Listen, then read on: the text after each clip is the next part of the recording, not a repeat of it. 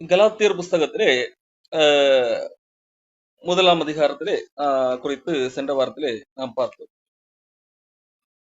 இங்கே பவுலப்போஸ்தலன் தன்னை ஒரு அப்போஸ்தலன் என்கிறதை கலாத்திய மக்களுக்கு நிரூபிக்கக்கூடிய காரியத்தை பார்க்கிறார். மட்டுமல்ல, சுவிசேஷம் பவுல் பிரசங்கித்தது அல்லது அப்போஸ்தலர்கள் பிரசங்கித்தது மட்டும்தான் சுவிசேஷம். அதை தவிர வேறு யாராகிலும் அதை பேசினால் அவர்கள் சபிக்கப்பட்டவர்கள், அது சுவிசேஷம் அல்ல என்கிறதை பவுல் உறுதிப்படுத்தி கூறுகிறார். அதை மேலும் உறுதிப்படுத்துவதற்காக ஏதோ பவுல் சொல்லுகிறார் அல்லவா, நான் இதை மற்ற அப்போஸ்தலரிடத்திலிருந்து எந்த ஒரு மனிதரிடத்திலிருந்து நான் கற்றுக்கொள்ளவில்லை, நேரடியாக கடவுளிடத்திலிருந்தே பெற்றுக்கொண்டேன் என்பதாக சொல்லுகிறார். எப்படி பேதுரு, யோவான், யாக்கோபு உள்ளிட்ட மற்ற அப்போஸ்தலர்கள் இயேசு கிறிஸ்துவிடத்திலிருந்து நேரடியாக பெற்றார்களோ, ஆகவேத்தான் அவர்கள் அப்போஸ்தலர். அதே போல பவுலாகிய நானும் இயேசு கிறிஸ்துவிடத்திலிருந்து நேரடியாக பெற்றுக்கொண்டவன். மாறாக நான் பேதுருவிடத்திலிருந்து கற்றுக்கொள்ளவில்லை அல்லது வேறு எந்த மனிதர்களிடத்திலிருந்தும் கற்றுக்கொள்ளவில்லை என்கிறதை பவுல் சொல்லிக் கொண்டு வருகிறார் அல்லவா. அப்போ அதை மேலும் உறுதிப்படுத்துவதற்காக பவுல் ஒரு காரியத்தை கூறுகிறார். முதலாவது 1ஆம் அதிகாரத்தில் என்ன சொல்லுகிறார்? நான் இயேசு கிறிஸ்துவை சந்தித்தேன், அது இயேசு கிறிஸ்து என்னை சந்தித்தார். அதன் பிறகு உடனடியாக நான் மாம்சத்தின்படி யோசனை பண்ணி அங்கே போகவில்லை. 3 வருடம் கழித்து பேதுருவை கண்டுகொள்ளும்படியாக போனேன் என்பதாக சொல்லுகிறார். அதாவது இயேசு கிறிஸ்துவை சந்தித்த உடனடியாக போய் அடுத்து கற்றுக்கொள்ளும்படியாக பேதுருவிடத்திலே போய் நான் கற்றுக்கொண்டு வரவில்லை. மாறாக இயேசு கிறிஸ்துவை எனக்கு வெளிப்படுத்தினார். அப்பொழுது நான் எங்கே காணப்பட்டேன்? எருசலேமுக்கு, அப்போஸ்தலரிடத்திலே போகவில்லை, எருசலேமுக்கு போகவில்லை, அரபி தேசத்துக்கு புறப்பட்டு போயிருந்தேன். அதன் பிறகு தமஸ்குவிலே வந்தேன், அங்கே நான் பிரசங்கித்துக் கொண்டிருந்தேன் என்பதாக சொல்லுகிறார். இதை குறித்து நாம் அப்போஸ்தல நடவடிக்கைகளிலே பார்க்க முடியும். பவுலுடைய இந்த கூற்றை அப்போஸ்தல நடவடிக்கைகளிலே, வரலாற்றிலே லூக்கா எழுதி வைத்திருக்கிறார். அப்போஸ்தல நடவடிக்கைகள் 9ஆம் அதிகாரத்திலே நாம் பார்க்க முடிகிறது. அதன் பிறகாகத்தான் அரபி தேசத்துக்கு போய் அதன் பிறகு தமஸ்கு தேசத்துக்கு வந்து அதன் பிறகுதான் எருசலேமுக்கு வருகிறார். அப்போஸ்தலர் 9ஆம் அதிகாரம் முழுவதும் பவுலை இயேசு கிறிஸ்து சந்தித்த ஒரு காரியத்தை குறித்து அங்கு எழுதப்பட்டிருக்கிறது. இங்கே பாருங்கள், பவுல் சொன்ன அதே காரியத்தை இங்கே ஆண்டவர் இயேசு கிறிஸ்துவே அனனியாவிடத்திலே சொல்லுகிறார். சவுல் தரையில விழுந்த காரியம் 8ஆம் வசனத்தில் எழுதப்பட்டிருக்கிறது. 9ஆம் வசனத்திலே 3 நாள் பார்வை இல்லாதவனாக இருந்தான் என்று எழுதப்பட்டிருக்கிறது. 10ஆம் வசனத்திலே அனனியா என்கின்ற மனிதனுக்கு ஆண்டவர் தரிசனமாகி பவுலை சந்திக்கும்படியாக சொல்லுகிறார். 11ஆம் வசனத்திலே எந்த இடத்திலே பவுல் இருக்கிறார் என்று சொல்லி ஆண்டவரை காண்பித்து அங்கே போய் அவனை அனுப்புகிறார்.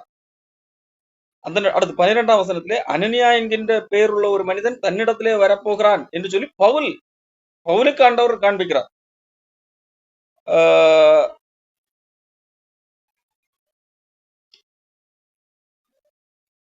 13ஆம் வசனத்திலே அனனியா பயப்படுகிறதை குறித்து பார்க்க முடிகிறது. ஆண்டவர் அவனை திடப்படுத்தி அனுப்புகிறார்.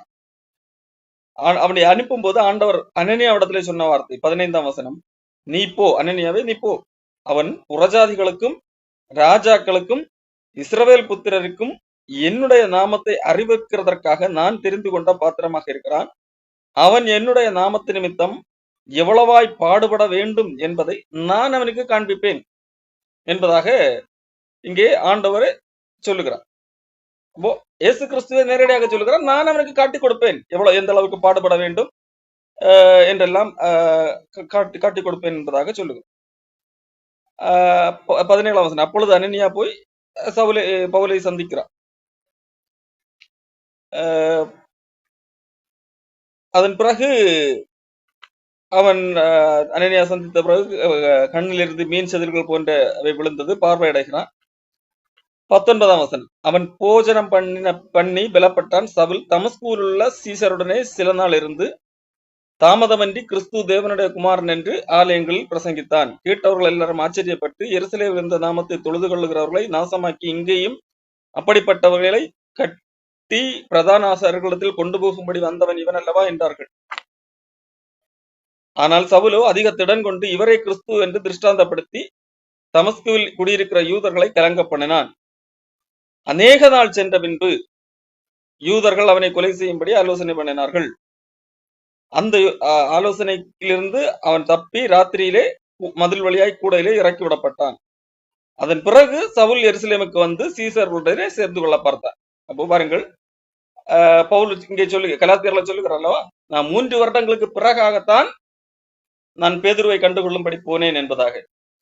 அந்த 3 வருடங்களிலே என்ன நடந்தது என்கிறதை குறித்துதான் இங்கே அப்போஸ்தலர் 9ஆம் அதிகாரத்திலே சொல்லப்பட்டிருக்கிறது. உடனடியாக நான் எங்கே போகவில்லை. ஆண்டவரனை சந்தித்து சொன்ன உடனடியாக நான் அவர்களிடத்திலே போய் கற்றுக்கொள்ளவில்லை.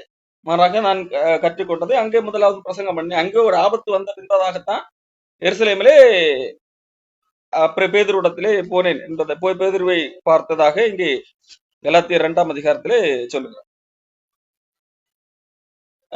கர்த்தருடைய சகோதரனாகிய யாக்கோபை தவிர அப்போஸ்தலர் வேறொருவரையும் நான் காணவில்லை.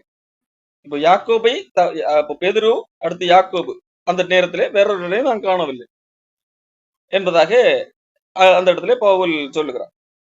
இங்கே பவுல் அங்கே போகும்போது அவனை அவர்களிடத்திலே கூட்டிக் கொண்டு போனது பர்னபா என்று நாம் பார்க்க முடியும். அப்போஸ்தலர் 9ஆம் அதிகாரம் 27. அப்பொழுது பர்னபா என்பவன் அவனை சேர்த்து கொண்டு அப்போஸ்தலரிடத்தில் அழைத்து கொண்டு போய் வழியில் அவன் கர்த்தரை கண்ட விதத்தையும் அவர் அவனுடனே பேசினதையும் தமஸ்குவில் அவன் இயேசுவின் நாமத்தினாலே தைரியமாய் பிரசங்கித்ததையும் அவர்களுக்கு விவரித்து சொன்னான். அதன் பின்பு அவன் எருசலேமில் அவர்களிடத்தில் போக்குவரத்துமாய் இருந்து கர்த்தராகிய இயேசுவின் நாமத்தினாலே தைரியமாய் பிரசங்கித்து கிரேக்கருடனே பேசி தர்க்கித்தான். அவர்களோ அவனை கொலை செய்ய எத்தனை பண்ணினார்கள். இந்த இடத்துல நான் பார்க்கும்போது எந்த இடத்திலும் பவுல் யாரிடத்திலிருந்து கற்றுக்கொள்ளவில்லை. இயேசு கிறிஸ்துவினால் ஏற்கனவே சீசர்களாக்கப்பட்ட அப்போஸ்தலரிடத்திலிருந்து கற்றுக்கொள்ளவில்லை.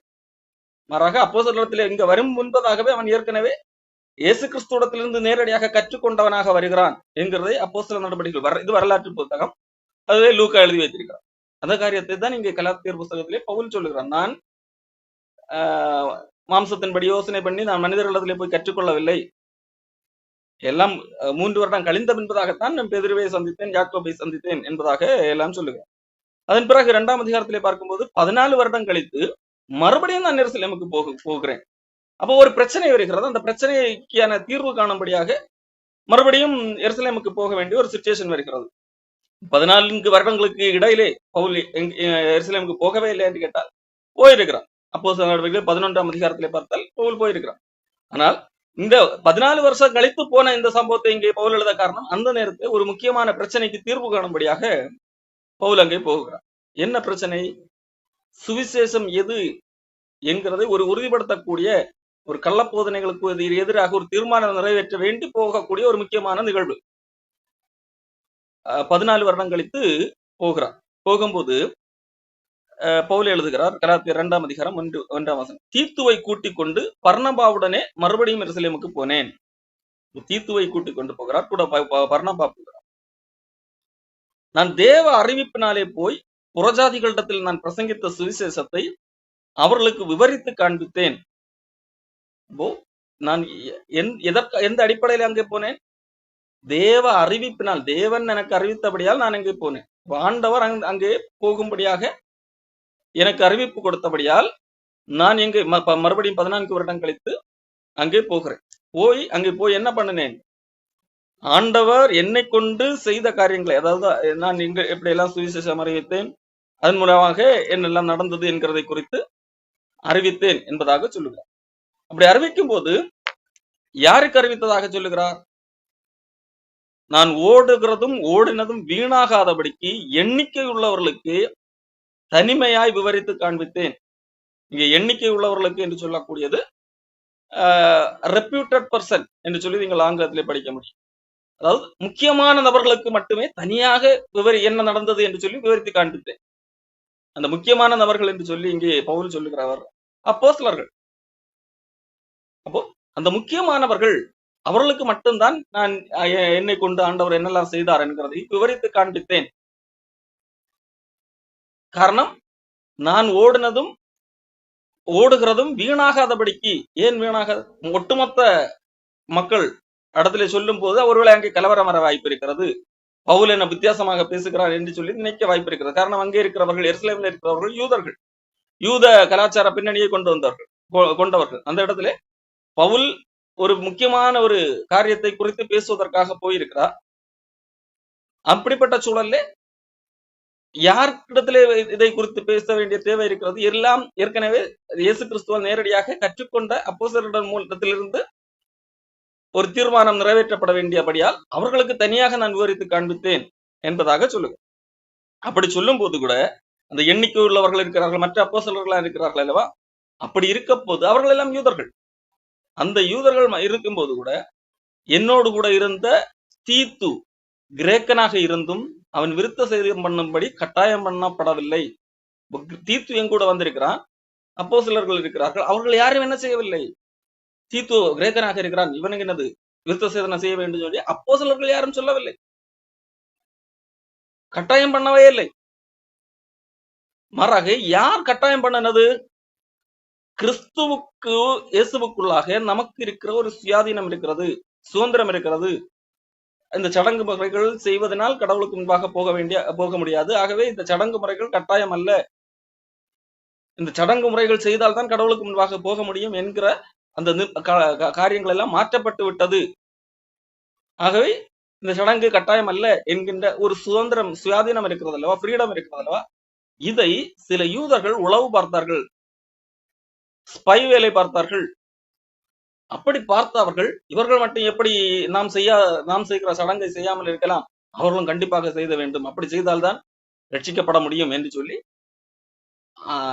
அந்த உளவு வேலை பார்த்தவர்கள் நம்மை நியாயப்பிரமாணத்துக்கு அடிமையாக்கும்படிக்கு இல்லை, நீங்கள் பரலோகத்துக்கு போக வேண்டும் என்றால் கிறிஸ்தவர்களாக இருந்தால் மட்டும் போகாது, நியாயப்பிரமாணத்தையும் கடைபிடிக்க வேண்டும், நியாயப்பிரமாணத்தில் உள்ள சடங்கு முறைகள் எல்லாவற்றையும் கைக்கொள்ள வேண்டும், பண்டிகைகளை ஆசரிக்க வேண்டும், விருத்த சேதனம் செய்ய வேண்டும் என்று சொல்லி நியாயப்பிரமாணத்துக்கு அடிமை ஆக்கும்படியாக சில கள்ளர்கள் அங்கே நுழைந்திருந்தார்கள். அந்த கள்ளர்கள் நிமித்தம்தான் அப்படி ஆயிற்று. எப்படி ஆயிற்று? தீத்துவுக்கு விருத்த சேதனம் பண்ணப்பட வேண்டும் என்கின்ற ஒரு பேச்சு அங்கே வந்தது. மற்றபடி நான் யாருக்கு விவரித்து காண்பித்தேனோ அந்த அப்போஸ்தலர்கள் யாரும் என்ன செய்யவில்லை, இப்படி விருத்த சேதனம் செய்ய வேண்டும், சடங்கு முறைகளை கை கொள்ள வேண்டும் என்று சொல்லி சொல்லவில்லை. இந்த கள்ள சகோதரர்கள் நிமித்தமா அப்படி ஆயிற்று. அப்போ இந்த கள்ள சகோதரர்கள் சொன்னதன்படியாக பவுல் செய்தாரா? இல்லை. 5ஆம் வசனம், சுவிசேஷத்தின் சத்தியம் உங்களிடத்தில் நிலைத்திருக்கும்படி நாங்கள் ஒரு நாழிகையாகிலும் அவர்களுக்கு கீழ்ப்படிந்து இணங்கவில்லை.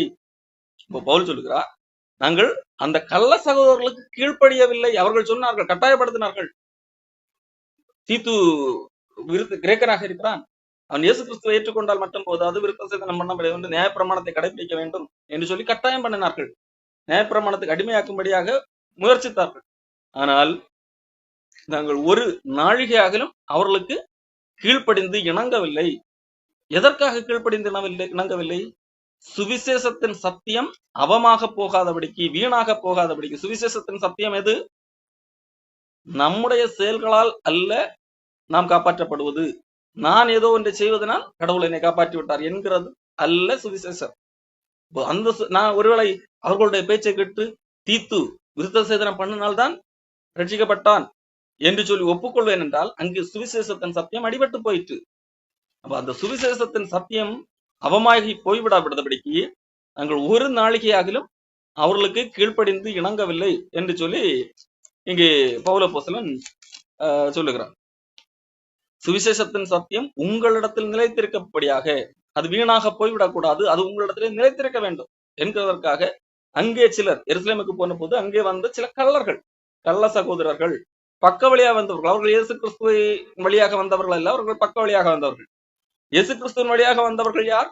எண்ணிக்கை உள்ள சிலர், அவர்கள் அப்போஸ்தலர்கள். அவர்கள் எங்களை எந்த விதத்திலும் கட்டாயப்படுத்தவில்லை என்று சொல்லி பவுல் இங்கே கூறுகிறார்.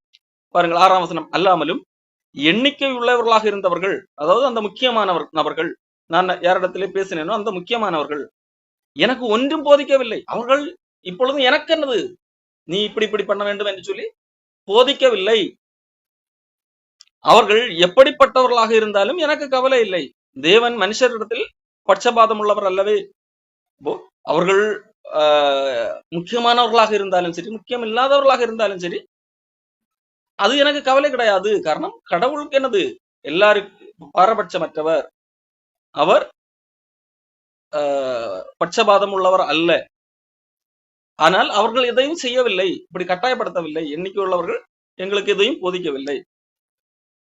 அதுவும் அல்லாமல் விருத்த சேதனம் உள்ளவர்களுக்கு அப்போஸ்தலனாக இருக்கும்படி பேதுருவை பலப்படுத்தினவர் புறஜாதிகளுக்கு அப்போஸ்தலனாக இருக்கும்படி என்னையும் பலப்படுத்தினபடியால் விருத்த சேதனம் உள்ளவர்களுக்கு பிரசங்கிக்கும்படி பேதுருவுக்கு கையளிக்கப்பட்டது போல விருத்த சேதனம் இல்லாதவர்களுக்கு பிரசங்கிக்கும்படி அது எனக்கும் கையளிக்கப்பட்டதென்று அவர்கள் கண்டு எனக்கு அளிக்கப்பட்ட கிருபையை அறிந்தபோது தூண்களாக எண்ணப்பட்ட யாக்கோபு, கேபா, யோவான் தாங்கள் விருத்த சேதனம் உள்ளவர்களுக்கும் நாங்கள் புறஜாதியருக்கும் பிரசங்கிக்கும்படி அந்யோன்ய ஐக்கியத்திற்கு அடையாளமாக எனக்கும் பர்னபாவுக்கும் வலதுகை கொடுத்து தரித்திரரை நினைத்துக் கொள்ளும்படிக்கு மாத்திரம் சொன்னார்கள். அப்படி செய்யும்படி அதற்கு முன்னமே நானும் கருத்துள்ளவனாக இருந்தேன் என்பதாக சொல்லுவேன். நான் 2 முறை எருசலேமுக்கு போனேன். ஆனால் என்னது, அவர்களிடத்திலிருந்து ஒன்று கற்றுக்கொண்டு தான் நான் போதிக்கிறேன் என்றல்ல. இதை எதற்கு சொல்லுகிறார்? நான் இயேசு கிறிஸ்துவிடத்திலிருந்து கற்றுக்கொண்டவன், ஆகவே நான் அப்போஸ்தலன். இன்னொரு காரியம் என்ன, நான் அங்கே போகும்போது எனக்கு எதிராக யார் செயல்படவில்லை, அப்போஸ்தலர்கள் செயல்படவில்லை. நான் போதிக்கிறது சரி என்கிறதை அவர்கள் ஒப்புக்கொண்டார்கள். எனக்கு ஒப்புவிக்கப்பட்ட அந்த கிருபையை அவர்கள் அங்கீகரித்துக் கொண்டார்கள். ஆகவே பவுல் அப்போஸ்தலன், நான் பேசுகிறது சரியான சுவிசேஷம், இதற்கு எதிராக பேசுகிறவர்கள் பொய்யர்கள் என்கிறதை இங்கே ஸ்தாபிக்கிறார். இதே இந்த சம்பவத்தை அப்போஸ்தலர் 15ஆம் அதிகாரத்திலே நாம் பார்க்க முடியும். அப்போஸ்தலர் 15ஆம் அதிகாரம் 1 பார்ப்போம். சிலர் யூதேயாவிலிருந்து வந்து, நீங்கள் மோசேயினுடைய முறைமையின்படி விருத்த சேதனம் அடையாவிட்டால் ரட்சிக்கப்பட மாட்டீர்கள் என்று சகோதரருக்கு போதகம் பண்ணினார்கள். பாருங்கள், என்ன போதனை பண்ணினார்கள். இந்த நபர்கள் தான் பவுல் சொன்ன அந்த கள்ள சகோதரர்கள், பக்க வழியாக நுழைந்த கள்ள சகோதரர்கள். நீங்கள் மோசேவின் முறைமையின்படியே விருத்த சேதனம் அடையாவிட்டால் ரட்சிக்கப்பட மாட்டீர்கள். இயேசு கிறிஸ்துவை விசுவாசித்து அவரை ஏற்றுக்கொண்டால் ரட்சிக்கப்படுவீர்கள் என்று சொல்லி பவுல் பேசிக் கொண்டிருக்கிறார். சிலர் யூதேயாவிலிருந்து வந்து என்ன சொல்லுகிறார்கள், இல்ல மோசேயின் முறைமையின்படி விருத்த சேதனம் செய்யாவிட்டால் ரட்சிக்கப்பட மாட்டீர்கள் என்றார். அதனாலே அவர்களுக்கும் அந்த கள்ள சகோதரர்களுக்கும் பவுல், பர்னபா என்பவர்களுக்கும் வாக்குவாதம் வந்தது, தர்க்கம் உண்டானது. அந்த விஷயத்து நிமித்தம் பவுலும் பர்னபாவும் அவர்களை சேர்ந்த வேறு சிலரும் எருசலேமில் இருக்கிற அப்போஸ்தலர் இடத்திற்கும் மூப்பர் இடத்திற்கும் போக வேண்டும் என்று தீர்மானித்தார். இதைத்தான் அங்கே பவுல் சொல்லுகிறார். நான் எண்ணிக்கை உள்ளவர்களிடத்திலே 14 வருஷங்கள் எருசலேமுக்கு போனேன் என்று சொல்லுகிறார் அல்லவா. இதுதான் இந்த காரணத்துக்காக தான் சொல்லுகிறார். இந்த வாக்குவாதத்துக்கு ஒரு தீர்வு உண்டாக வேண்டும். காரணம், யூதேயாவிலிருந்து வந்து சிலர் குழப்புகிறார். அப்போ எருசலேமுக்கு அப்போஸ்தலர்கள் அவர்கள் ஏற்கனவே யூதர்கள், அவர்கள் இயேசு கிறிஸ்துவிடத்திலிருந்து அவர்கள் நேரடியாக கற்றவர்கள். அவர்கள் என்ன சொல்லுகிறார்கள் என்று போகிறார்கள். அவர்களிடத்திலே தான் பவுல் தனியாக விவரித்து காண்பிக்கிறார். சரி, அந்தபடி அவர்கள் அங்கே போனார்கள். 4ஆம் வசனம், அவர்கள் எருசலேமுக்கு வந்து சபையாராலும் அப்போஸ்தலராலும் மூப்பராலும் ஏற்றுக்கொள்ளப்பட்ட போது தேவன் தங்களை கொண்டு செய்தவைகளை எல்லாம் அறிவித்தார். 5, அப்பொழுது பரிசேய சமயத்தாரில் விசுவாசிகளான சிலர் எழுந்து, அப்போ பரிசேய சமயத்தாரிலிருந்து விசுவாசிகளானவர்கள் சிலர் எழுந்து என்ன சொல்லுகிறார்கள், அவர்களை விருத்த சேதனம் பண்ணுகிறதும் மோசையின் நியாயப்பிரமாணத்தை கை கொள்ளும்படி அவர்களுக்கு கற்பிக்கிறதும் அவசியம் என்றார்கள். இல்ல விருத்த சேதனம் பண்ண வேண்டும், மோசை கற்பித்த எல்லாவற்றையும் சடங்கு முறைகள் எல்லாவற்றையும் செய்ய வேண்டும், அது அவசியம் என்று சொல்லி பரிசேய சமயத்திலிருந்து கிறிஸ்தவத்துக்கு வந்தவர்கள் சொல்லுகிறார், விசுவாசிகளானவர்கள் சொல்லுகிறார். அப்போ அவர்களுடைய விசுவாசம் எப்படி இருக்கிறது? இயேசு கிறிஸ்துவை விசுவாசிக்கிறார்கள், நியாய சட்டத்திட்டங்களை விசுவாசிக்கக்கூடியவர்கள், அதாவது தங்களுடைய செயல்களை விசுவாசிக்கக்கூடியவர்களாக இருக்கிறார். இவர்கள் தான் பக்க வழியாக வரக்கூடியவர்களாக இருக்கிறார். அப்படிப்பட்ட சூழலில் தர்க்கம் வருகிறது. அப்போஸ்தலரும் மூப்பரும் இந்த காரியத்தை குறித்து ஆலோசனை பண்ணும்படி கூடினார்கள். மிகுந்த தர்க்கம் உண்டான போது பேதுரு எழுந்து அவர்களை நோக்கி, சகோதரரே, நீங்கள் அறிந்திருக்கிறபடி புறஜாதியார் என்னுடைய வாயினாலே சுவிசேஷ வசனத்தை கேட்டு விசுவாசிக்கும்படி தேவன் அநேக நாட்களுக்கு முன்னே உங்களில் ஒருவனாகி என்னை தெரிந்து கொண்டார். இருதயங்களை அறிந்திருக்கிற தேவன் நமக்கு பரிசுத்த ஆவியை தந்தருளினது போல அவர்களுக்கும் தந்தருளி அவர்களை குறித்து சாட்சி கொடுத்தார். விசுவாசத்தினாலே அவர்கள் இருதயங்களை அவர் சுத்தமாக்கினார். நமக்கும் அவர்களுக்கும் யாதொரு வித்தியாசம் இராதபடிக்கு செய்தார். இப்படி இருக்க நம்முடைய பிதாக்களாலும் நம்மாலும் சுமக்க கூடாதிருந்த நுகத்தடியை, இங்கே சுமக்க கூடாதிருந்த நுகத்தடி என்று சொல்லுவதை நியாயப்பிரமாணத்தின் கிரியைகள், அந்த நுகத்தடியை சீஷர்களிடத்தில், சீசர் என்றால் இயேசு கிறிஸ்துவை விசுவாசித்து ஏற்றுக்கொண்டவர்கள், அவர்களுடைய கழுத்தில் சுமத்துவதனால் நீங்கள் தேவனை சோதிப்பானேன். நீங்கள் செய்கிற காரியம் தேவனை சோதிக்கின்ற செயல். நீங்கள் யூதர் அல்லாத மக்கள் இயேசு கிறிஸ்துவை ஏற்றுக்கொண்டு வரும்போது, இல்ல இயேசு கிறிஸ்துவை ஏற்றுக்கொண்டால் மட்டும் போதாது, எங்களுடைய யூத மதத்தில் இவ்வளவு பிரமாணங்கள் இருக்கிறது, இதையெல்லாம் நீங்கள் கடைபிடிக்க வேண்டும், விருத்த சேதனம் பண்ண வேண்டும் என்று சொல்லும் போது, நீங்கள் சுமக்க முடியாத ஒரு சுமையை அவர்கள் மேல சுமத்தி தேவனை சோதித்துக் கொண்டிருக்கிறீர்கள் என்று சொல்லி பேதுரு பேசுகிறார். நீங்கள் அப்படி ஏன் சோதிக்கிறீர்கள்?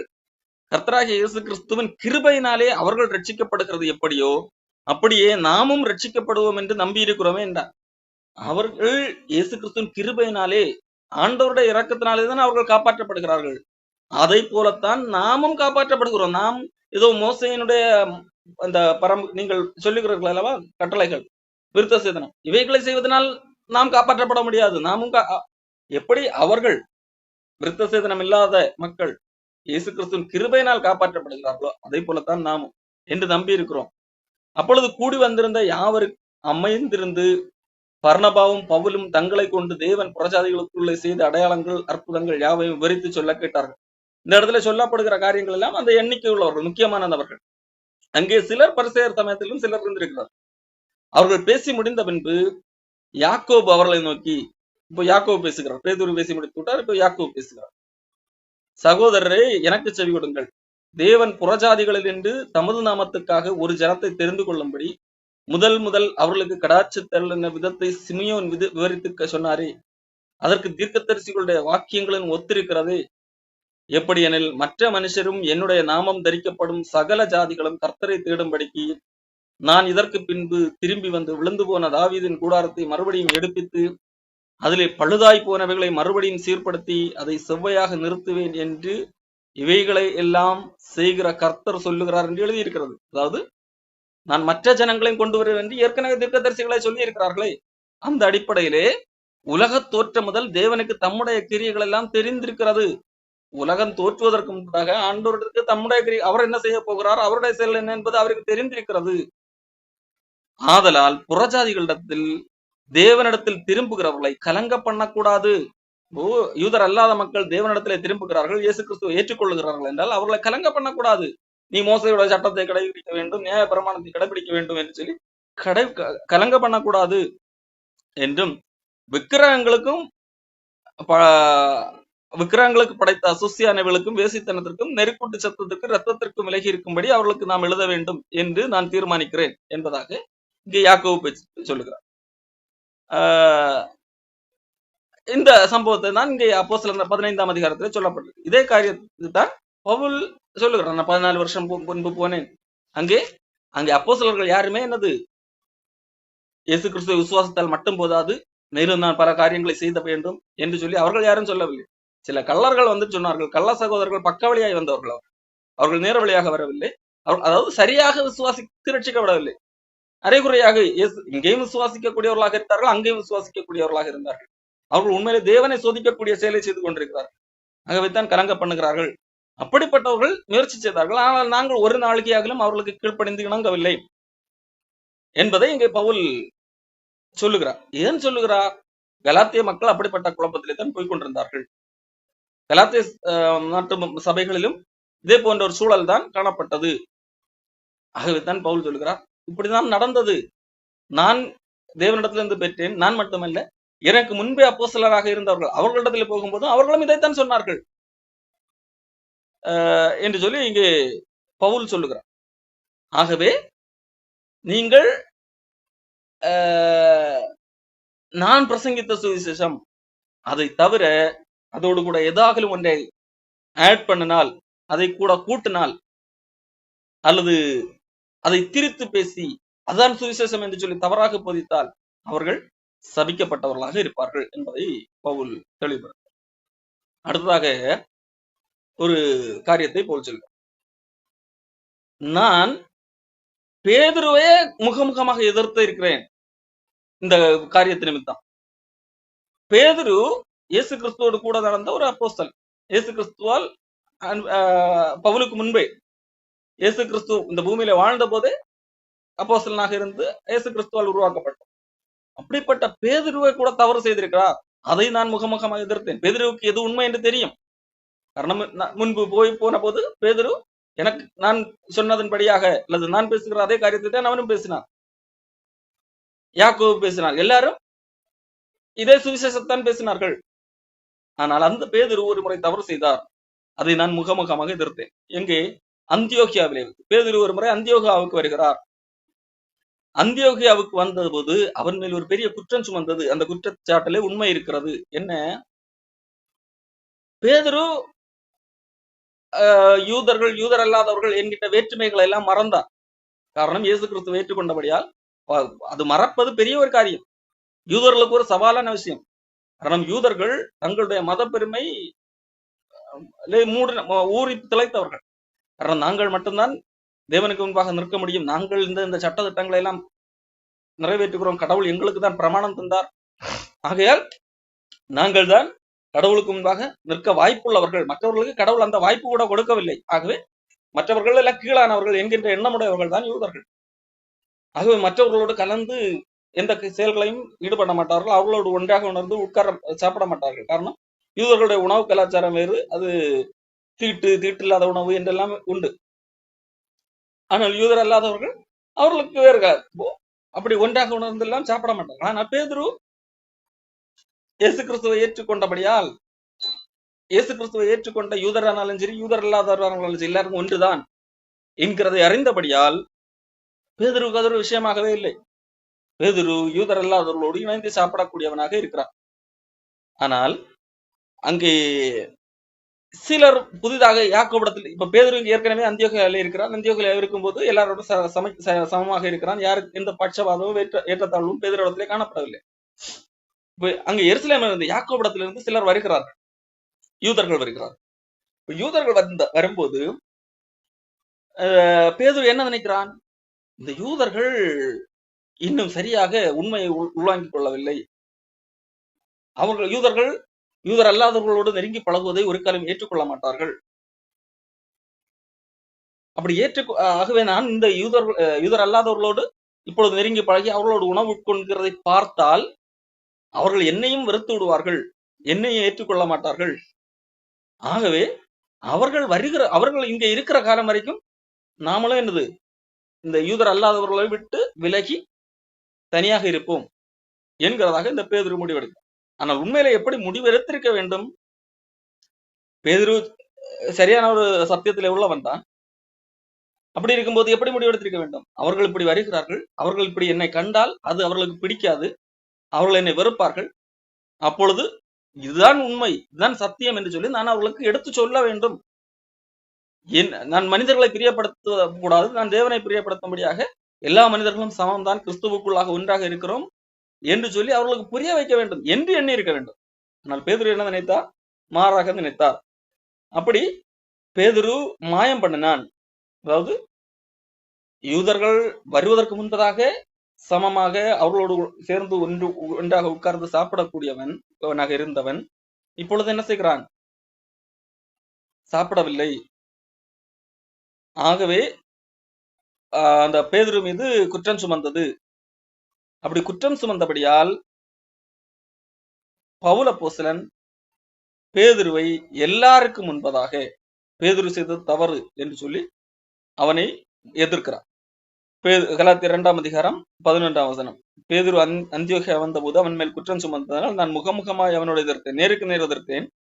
எப்படி எனில் யாக்கோபிடத்திலிருந்து சிலர் வருகிறதற்கு முன்பே அவன் புறஜாதியருடனே சாப்பிட்டான். அவர்கள் வந்தபோது விருத்த சேதனம் உள்ளவர்களுக்கு பயந்து விலகி பிரிந்தான். மற்ற யூதரும் அவனோட கூட மாயம் பண்ணினார்கள். பேதுருவே என்ன செய்து விட்டான்? யூதர் அல்லாதவர்களோடு பிரிந்து தனியாக நிற்கிறான். மற்ற யூதர்களும் என்னது பிரிந்தார்கள். அப்போ யூதர்கள் வேறு யூதர் அல்லாதவர்கள் வேறு என்கின்ற ஒரு வேற்றுமை அங்கே உருவாகிவிட்டது. இங்க சொல்லும் போது பவுலோடு கூட அவ்வளவு நாட்கள் பயணித்த பர்னபாவும் இழுப்புண்டான், அவர்களுடைய மாயத்தினாலே பர்னபாவும் இழுப்புண்டான் என்று சொல்லப்பட்டது. இப்படி அவர்கள் சுவிசேஷத்தின் சத்தியத்திற்கு ஏற்றபடி சரியாக நடவாததை நான் கண்டபோது, அவர்களுக்கு சுவிசேஷம் என்னவென்று தெரியும், சுவிசேஷத்திற்கு சத்தியம் என்ன என்று தெரியும், அந்த சத்தியத்திற்கு ஏற்ப நடக்கிறது என்றால் என்ன என்று தெரியும். ஆனால் அப்படி நடக்க வேண்டும் என்றும் தெரியும். ஆனால் அந்த நேர பயத்தின் காரணமாகவோ அல்லது அந்த நேர மக்களை பிரியப்படுத்த வேண்டும் என்கிறதன் காரணமாகவோ அவர்கள் சுவிசேஷத்தின் சத்தியத்திற்கு ஏற்றபடி சரியாக நடக்கவில்லை, மாயம் பண்ணினார்கள்.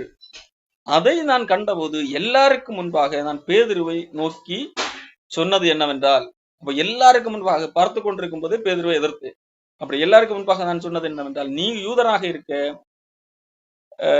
நீர் யூதர முறைமையின் படி நடக்காமல் புறஜாதியார் முறைமையாக நடந்து கொண்டிருக்க, நீ பேதுரு யூதராக இருக்க யூதர் அல்லாத முறைமையின்படி நீ நடந்து கொண்டாய்.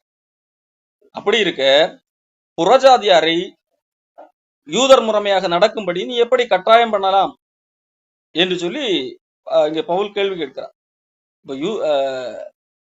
புறஜாதியாரில் பிறந்த பாவிகளாக இராமல் சுபாவத்தின்படி யூதராக இருக்கிற நாமும் இயேசு கிறிஸ்துவை பற்றும் விசுவாசத்தினாலே அன்றி நியாயப்பிரமாணத்தின் கிரியைகளினாலே மனுஷன் நீதிமானாக்கப்படுவதில்லை என்று அறிந்து நியாயப்பிரமாணத்தின் கிரியைகளினால் அல்ல, கிறிஸ்துவை பற்றும் விசுவாசத்தினாலே நீதிமான்களாக்கப்படும்படிக்கு கிறிஸ்து இயேசுவின் மேல் விசுவாசிகளானோம். இப்போ பேதுரு செய்த இந்த செயல் யூதர்களுடைய மனதில் எப்படி பதியும்? யூதர் அல்லாதவர்கள் விருத்த சேதனம் செய்யவில்லை, யூதர் முறைமைகளை, அதாவது மோசே பின்பற்ற முறைமைகளை கை கொள்ளவில்லை. ஆகவே பேதுரு அவர்களோடு இணைந்து பழகவில்லை. அப்ப அவர்கள் இன்னும் ரட்சிக்கப்படவில்லை. அவர்கள் ரட்சிக்கப்பட வேண்டும் என்றால் விருத்த சேதனம் செய்ய வேண்டும், மோசையின் கட்டளைகள் எல்லாம் கடைபிடிக்க வேண்டும் என்றுதான் யூதர்களுக்கு பதியும். ஆகவே தான் பேதுரு அவர்களோடு இல்லை, நம்மோடு இருக்கிறார் என்றுதானே பதியும். அதை பவுல் இங்கே தவறு என்று சொல்லி சுட்டிக்காட்டுகிறார். புறஜாதியரில் பிறந்த பாவிகளானாலும் சரி, சுபாவத்தின்படி நாம் யூதராக இருந்தாலும் சரி, நாம் இரண்டு கூட்டத்தாராக இருந்தாலும் சரி, காரணம் யூதர்கள் புறஜாதியாரை பாவிகள் என்றும் தங்கள் புறவியிலே யூதர்கள் நாங்கள் தேவனுடைய ஜனங்கள் என்றும் எண்ணக்கூடியவர். அந்த அடிப்படையில தான் நீங்க பவுல் சொல்லுங்க, பிரஜாதியிலே பிறந்த பாவிகளானாலும் சரி, யூத சுபாவத்தின்படி நீங்கள் யூதர்களாகவே இருந்தாலும் சரி, நீங்க ரெண்டு கூட்டத்தாரும் நியாயப்பிரமாணத்தின் கிரியைகளாலே காப்பாற்றப்பட முடியாது. அவர்கள் நியாயப்பிரமாணத்தை கடைபிடிக்கவில்லை, நாங்கள் நியாயப்பிரமாணத்தை கடைபிடிப்போம் என்பீர்களானால் நீங்களும் அந்த நியாயப்பிரமாணத்தின் கிரியைகளினாலே காப்பாற்றப்பட முடியாது. நியாயப்பிரமாணத்தின் கிரியைகளினாலே மனுஷன் நீதிமானாக்கப்படுவதில்லை.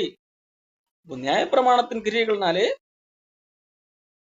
நீங்களானாலும் சரி அவர்களானாலும் சரி நீதிமான்களாக்கப்பட முடியாது. அறிந்து நியாயப்பிரமாணத்தின் கிரியைகளினால் அல்ல, கிறிஸ்துவை பற்றும் விசுவாசத்தினாலே நீதிமான்களாக்கப்படும்படிக்கு கிறிஸ்து இயேசுவின் மேல் விசுவாசிகளான.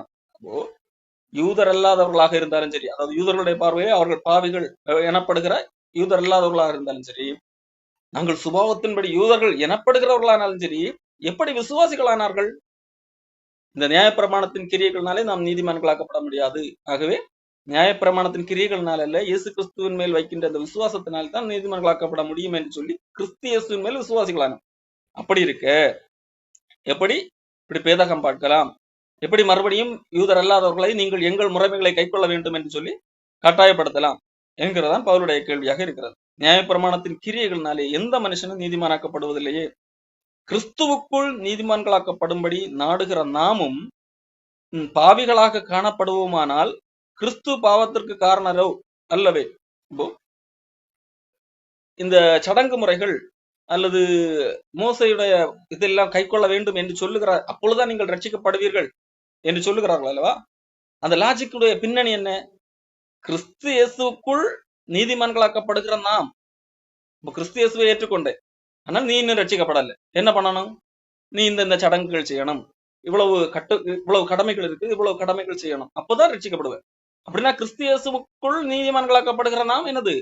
பாவிகள். இந்த சடங்குகள் செஞ்சாதான் என்னது? அந்த பாவம் தீரும். அவர்களுடைய லாஜிக் இன்றைக்கும் சில மக்களுடைய லாஜிக் இப்படிதான் இருக்குது. இயேசு கிறிஸ்து ஏற்றுக்கொண்டு அவரை விசுவாசித்தால் என்னுடைய பாவத்திற்காக அவர் மரித்தார், அவர் என்னுடைய பாவத்துக்கான தண்டனையை ஏற்றுக்கொண்டார், ஆகையால் நான் அவர் விரும்புகிறபடி வாழ வேண்டும் என்று சொல்லி இயேசு கிறிஸ்துவை ஏற்று ரட்சிக்கப்படுவது அல்ல, அவரை ஏற்று விசுவாசிப்பது, அப்படியானால் பாவம் போகாது.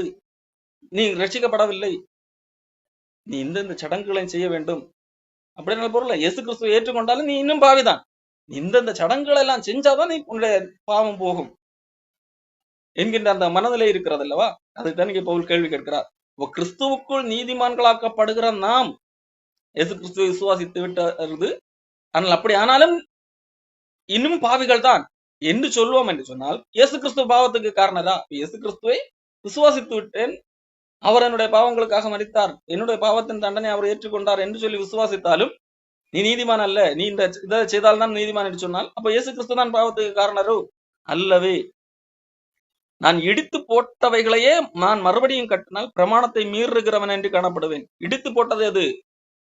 நியாய பிரமாணத்தின் கிரியைகள், இதனால் தான் நீதிமானாக்கப்படுவாய் என்கின்ற அதை இடித்து போட்டு, இல்லை, இயேசு கிறிஸ்துவின் மூலமாக ரட்சிக்கப்படுவாய், அவருடைய இரக்கத்தினால் தான் நாம் காப்பாற்றப்படுகிறோம் என்று சொல்லி கட்டி வைத்திருக்கிறது அல்லவா? அந்த இடித்து போட்டதையே நாம் மறுபடியும் கொண்டு வரும். இல்லை, இயேசு கிறிஸ்து ஏற்றுக்கொண்ட பிறகு மறுபடியும் இதை கடைபிடிக்கணும் என்று இடித்து போட்டதை திருப்பி கொண்டு வந்தால் நான் பிரமாணத்தை மீறுகிறவன் என்று காணப்படுவேன். தேவனுக்கென்று பிழைக்கும்படி நான் நியாயப்பிரமாணத்தினாலே நியாயப்பிரமாணத்திற்கு மரித்தேன்.